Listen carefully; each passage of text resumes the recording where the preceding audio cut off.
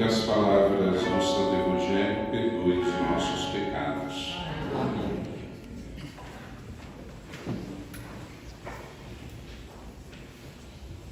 Ouvimos na primeira leitura da missa o primeiro dos cânticos do servo do Senhor que estão presentes nas profecias de Isaías. E esse primeiro cântico que nós ouvimos hoje nos leva a considerar a atitude de nosso Senhor Jesus Cristo na paixão. Porque Cristo, no caminho para o Calvário, ele fica em silêncio, ele conserva, mesmo em meio à dor, mesmo em meio aos sofrimentos, aos ultrajes que vem sofrendo, a mansidão. Por isso se cumpre plenamente a profecia que ouvimos em nosso Senhor. Ele não gritou, ele não se fez ouvir pelas graças que cometiam contra ele. Ele não protesta contra os insultos, contra as acusações e as condenações. Ele é manso na relação com seus inimigos. Aquelas canas rachadas que impõem sobre ele, Jesus não as quebra. As chamas fumegantes que também vêm contra ele, Jesus não as apaga. Mas Jesus tem a posição, a postura de perdoar. Pai, perdoa-lhes, porque eles não sabem o que fazem. E procura até o fim, mesmo no auge da dor e do sofrimento, iluminar e salvar, porque foi para isso que ele veio.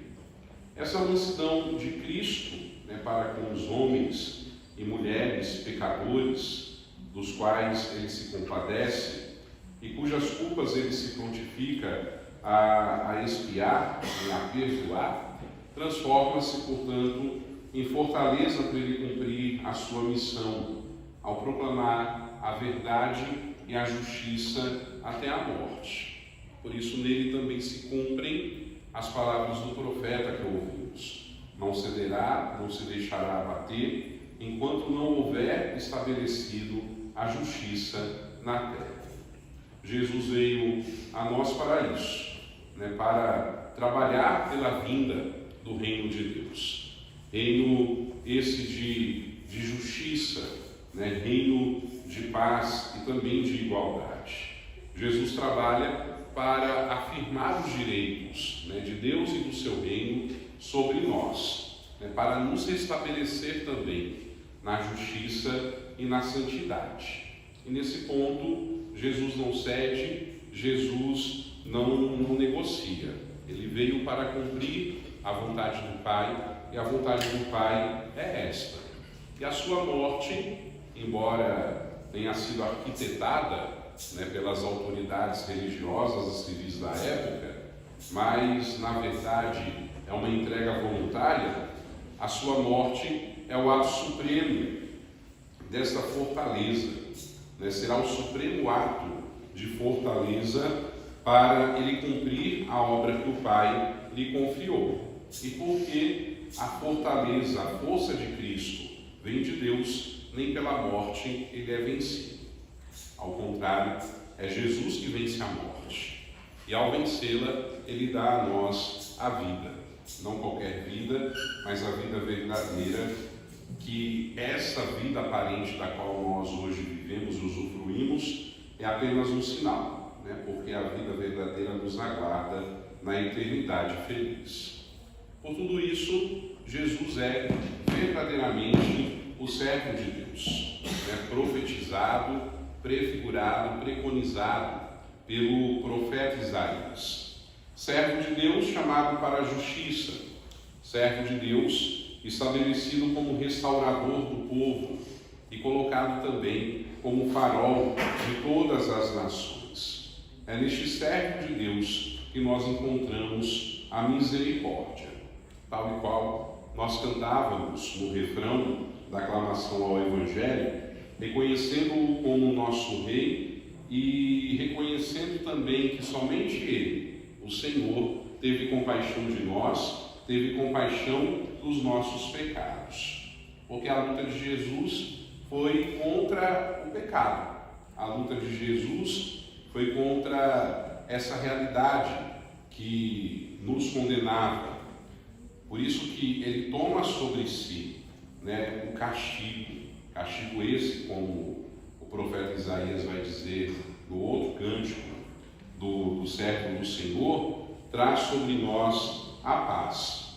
É Jesus, né, vencendo na cruz do Calvário a morte e o pecado, que nos concede o seu perdão, que nos concede a sua paz, que nos devolve de novo, né, o acesso que havia sido fechado, restabelecendo este acesso ao coração e à presença do Pai.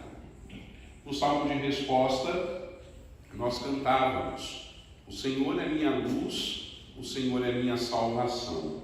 De quem eu terei medo? O Senhor é a proteção da minha vida.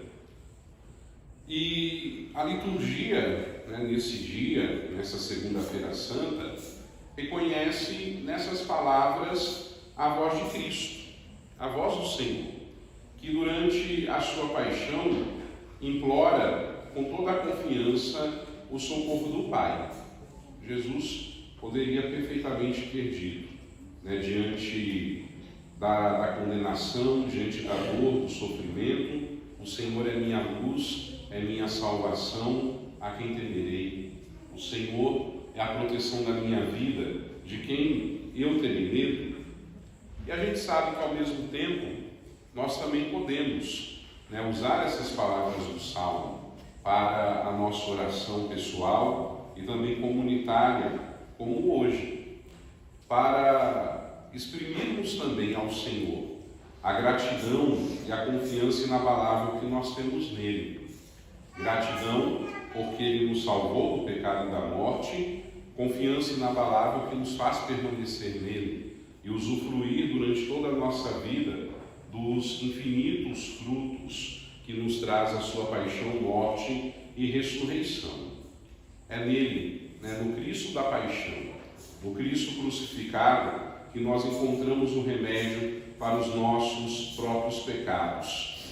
É em Jesus preso na cruz que nós encontramos refúgio nas nossas dificuldades diárias e também a força necessária para nós levarmos a nossa cruz. Por isso Ele é nossa luz, nossa salvação, a proteção de nossa vida.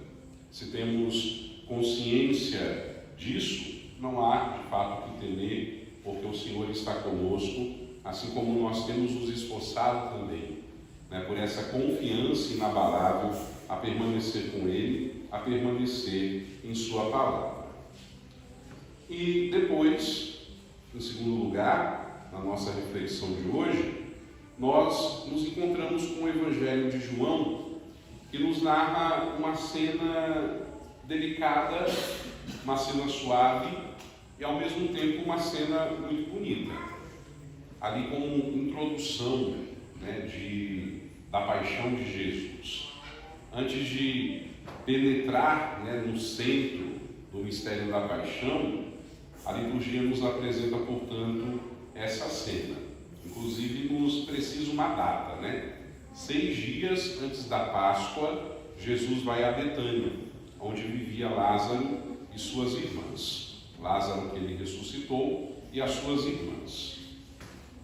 Parece, sobretudo no Evangelho de João, que Betânia era um ponto seguro para Jesus e para os discípulos, né, nas indas e vindas da vivência do ministério, do anúncio do reino, da pregação do Evangelho. Era um lugar que eles escolheram ali, né, para poder descansar, para poder fazer as forças. Tanto que quando a gente lembra, né, do Evangelho da ressurreição de Lázaro, nós encontramos um Cristo que se comove pela morte do seu amigo, né, que tanto amava nessa vida. E parece que aquilo que nós contemplamos hoje aqui não é novidade, mas é o que acontece sempre, né, com exceção da unção que uma das irmãs oferece a Jesus. Um banquete que é servido aos amigos fiéis, a Jesus e aos seus discípulos, no princípio daquela semana em que irá acontecer tanta coisa inclusive a morte e a ressurreição do Senhor, é uma cena que tem um aspecto de último adeus, mas que também é como se fosse algo a antecipar, né, o que está para acontecer. Quando a gente presta bem atenção na forma, né, como o evangelista João nos traz a cena e também os personagens. O que nos chama a atenção, né, o que nos salta aos olhos, em primeiro lugar, é o gesto de Maria, que pouco se importa se alguém vai julgar aquilo que ela está para fazer um desperdício. Pega um perfume precioso, o evangelista deixa bem claro que é muito caro aquele nardo, aquele bálsamo, e com aquele perfume unge os pés de Jesus.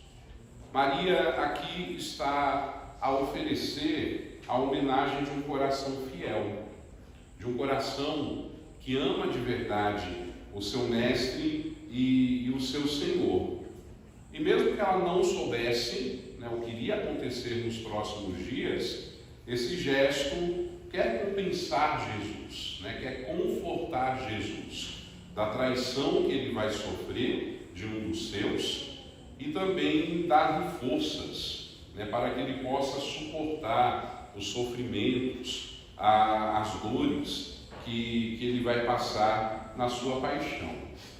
E ainda, né, ao mesmo tempo, o gesto de Maria, a homenagem de Maria, de ungir os pés de Jesus, é um presságio da sua morte, porque o costume dos judeus era esse, só se ungia os pés de quem estava morto, e com perfumes muito parecidos com esse que Maria usa para fazer a unção dos pés de Jesus. E quando a gente acelera, né, a linha do tempo, a gente se recorda que Jesus morreu numa sexta-feira à tarde, perto do pôr do sol, prestes a iniciar o sabate, né, que os judeus consagram a Deus o dia de sábado, né, como o dia do culto, do louvor, da celebração. E o corpo de Jesus foi levado apressadamente para o sepulcro. Então, o corpo de Jesus não passou pelos procedimentos costumeiros, né, da tradição judaica, da tradição religiosa judaica que eram previstas. E dentre estes costumes estava a unção dos pés. Então, Maria, ela antecipa, né, algo que depois não aconteceu, porque quando as mulheres foram ao sepulcro para fazer todo o trabalho no corpo de Jesus, como um sinal de respeito, né, de dignidade, Jesus já havia ressuscitado. Então veja o quão profundo é, né, esse gesto e quanta coisa que está por detrás desta unção que Jesus recebe em Betânia. Mas não só isso. Se a unção que Jesus recebe nos pés é o presságio da sua morte, a presença de Lázaro, o amigo que ele ressuscitou há pouco tempo, é presságio da sua ressurreição. Porque não pode permanecer vítima da morte quem chamou à vida um morto de 4 dias e que tinha declarado abertamente para todo mundo ouvir: eu sou a ressurreição, eu sou a vida.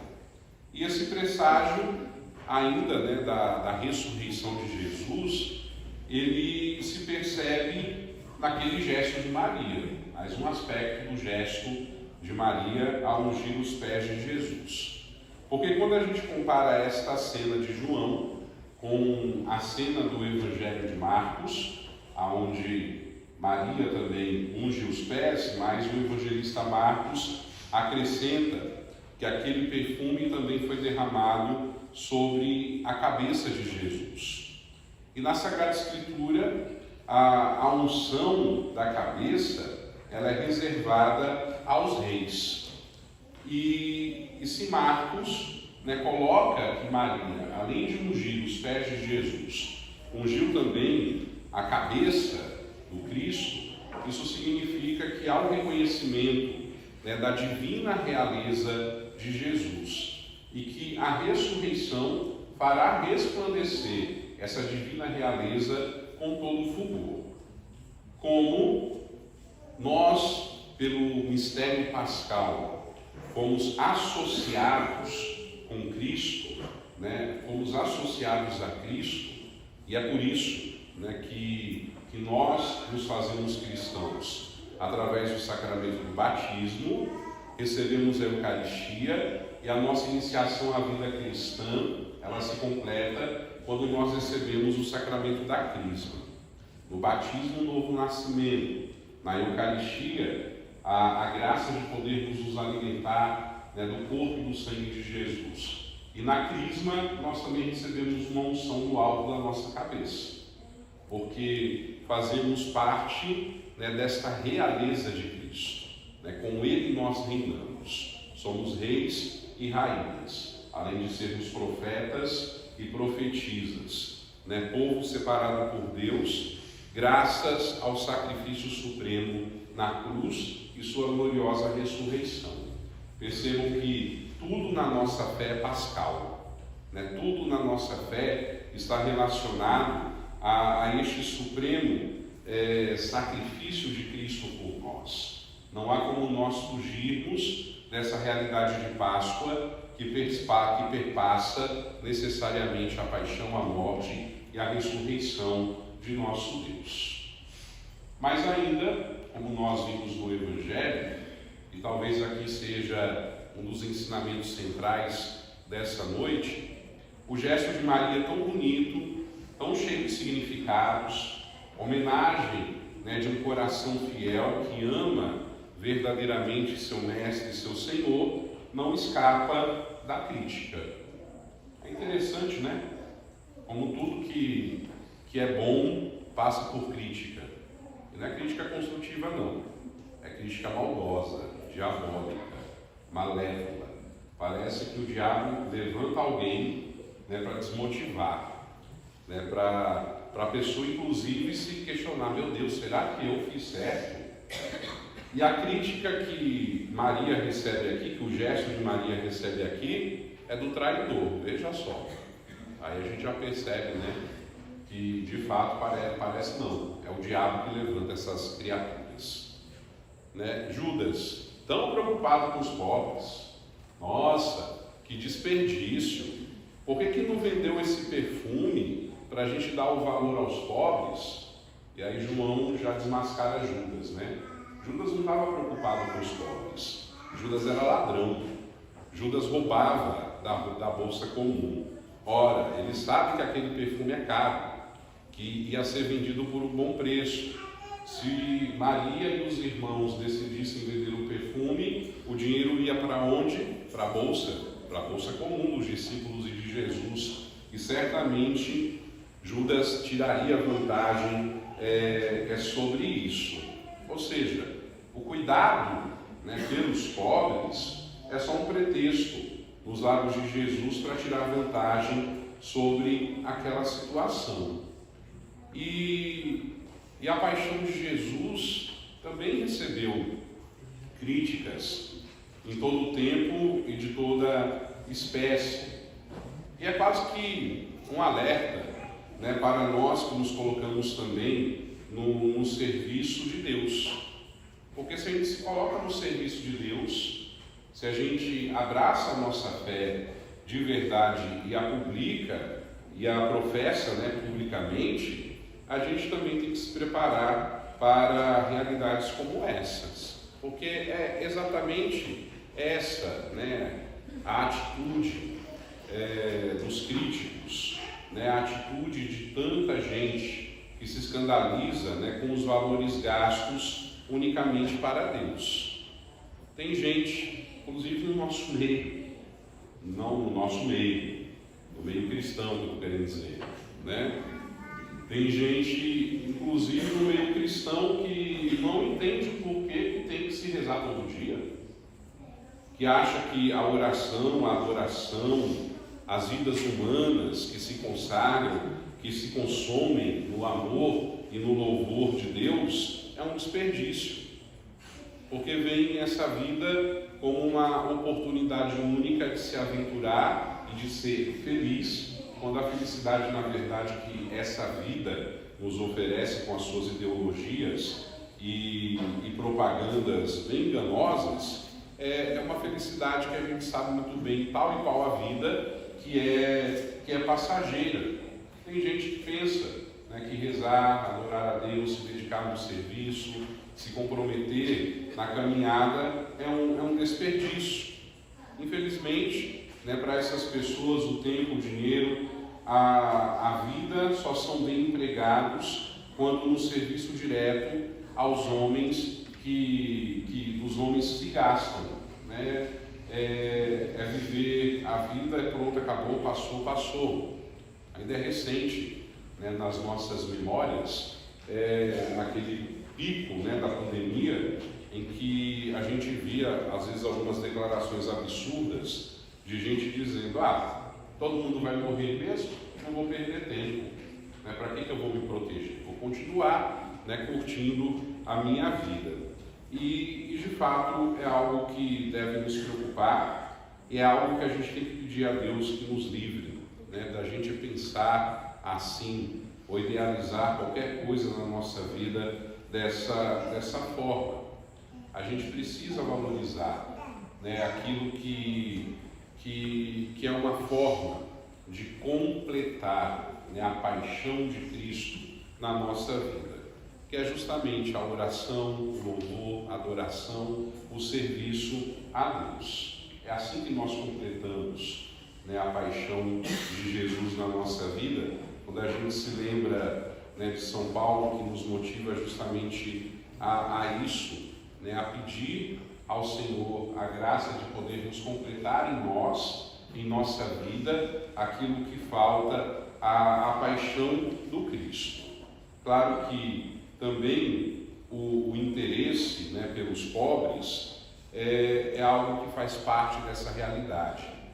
Jesus não está desprezando os pobres aqui quando ele fala, né, pobres sempre tereis, mas a mim nem sempre o tereis. É porque aquela homenagem que Maria fez, ela cabia perfeitamente naquele momento. Jesus sabia muito bem o que estava prestes a acontecer e era necessário que todas as profecias se cumprissem, bem como os costumes, né, do seu povo, no acontecimento da sua paixão, morte e ressurreição.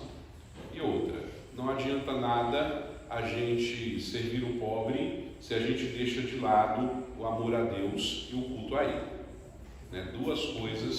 São duas coisas que estão intimamente ligadas. Né? Quem serve o pobre deve também amar a Deus e celebrar o seu culto, a sua liturgia.